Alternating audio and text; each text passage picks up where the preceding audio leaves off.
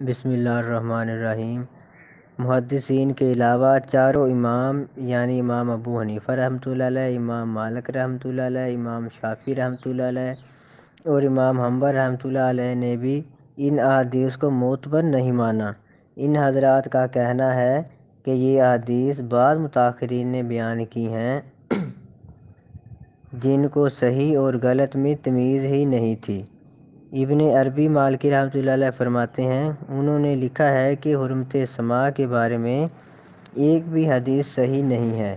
اس بارے میں جو احادیث منقول ہیں وہ سب کی سب جعلی ہیں۔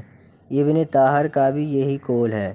بعض اجل علماء شافعیہ کا یہ قول ہے، اس قسم کی احادیث صرف منکرین کی کتابوں میں پائی جاتی ہیں۔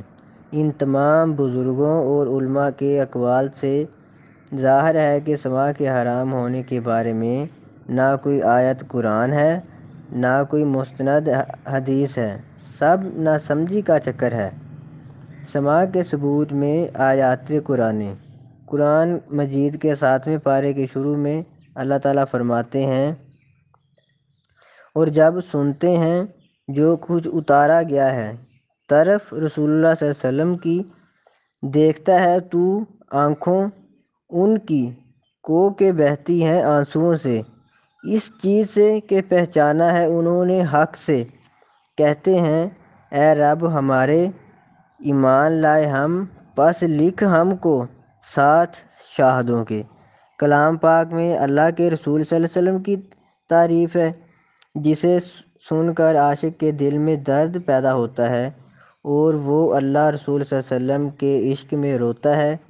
شاعر بھی اللہ کی حمد اور رسول اللہ صلی اللہ علیہ وسلم کی نعت لکھتے ہیں، بزرگان دین کی تعریف لکھتے ہیں، اسے سن کر بھی عشق پیدا ہوتا ہے، اور عاشق ذکر محبوب سن کر تڑپ جاتے ہیں، جیسے خواجہ قطب الدین بختیار کاکی رحمۃ اللہ علیہ کو سماع میں وجد ہوا اور تڑپ تڑپ کر جان آفری کے سپرد کر دی۔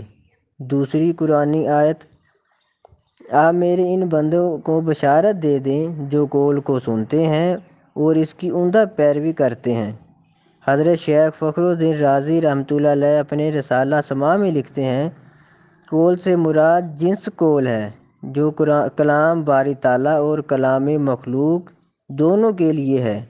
اللہ کا کلام پاک ہے اور متقیوں پرہیزگاروں کے لیے ہدایت ہے۔ اسے پڑھ کر بھی کتنے فرقے ہیں جو گمراہ ہو گئے ہیں، مثلاً مرزئی وغیرہ۔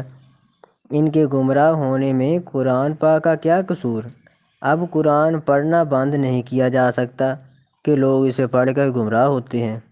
اللہ تعالیٰ بھی قرآن پاک میں فرماتے ہیں کہ بہت ایسے ہیں جو قرآن پڑھ کر گمراہ ہو جاتے ہیں اور بہت ایسے ہیں جو اسے پڑھ کر ہدایت اختیار کر لیتے ہیں۔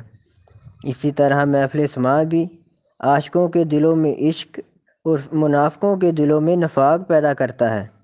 اس میں کلام کا قصور نہیں، ان کے دل میں بیماری ہے، اس کا علاج کریں۔ جس طرح نبی علیہ السلام کی صحبت میں بیٹھ کر آپ صلی اللہ علیہ وسلم کا کلام سن کر صحابہ رضی اللہ تعالیٰ عنہ پاک ہو گئے اور جنت کے حقدار ہو گئے، انہیں زمین پر زندگی میں ہی جنت کی بشارتیں آ گئیں۔ منافقین نے بھی وہی کلام سنا، اسی طرح نبی پاک صلی اللہ علیہ وسلم کی صحبت میں بیٹھے اور دوزخی ہو گئے، کیونکہ ان کے دل میں نفاق تھا، بیماری تھی۔ اس نفاق اور دل کی بیماری کی وجہ سے نبی پاک صلی اللہ علیہ وسلم کی صحبت نے کوئی فائدہ نہ پہنچایا اور وہ منافق کے منافق رہے۔ جس طرح اللہ تعالیٰ اپنی رحمت سے بارش برساتے ہیں، پھولوں میں خوشبو پیدا ہوتی ہے، سبزے میں بہار آ جاتی ہے اور گندگی میں بدبو پھیل جاتی ہے، اسی طرح ایک ہی کلام سن کر اثر اپنی اپنی طبیعت کے مطابق پیدا ہوتا ہے۔ کسی میں اللہ اور اس کے رسول صلی اللہ علیہ وسلم کی خوشبو پیدا ہو رہی ہے اور وہ لوگ واصل باللہ ہو رہے ہیں، اور کسی میں گندگی کی طرح بدبو پیدا ہو رہی ہے۔ ان میں نفسانی خواہشات شہوات غلبہ کر رہی ہیں، جن میں خوشبو پیدا ہو رہی ہے، ان کے لیے سماع حصول رحمت خداوندی ہے۔ عشق رسول صلی اللہ علیہ وسلم پیدا ہونے کا ذریعہ ہے، ان کے لیے عین حلال اور عبادت ہے۔ جن میں نفاق پیدا ہوتا ہے ان کے لیے ناجائز حرام ہے۔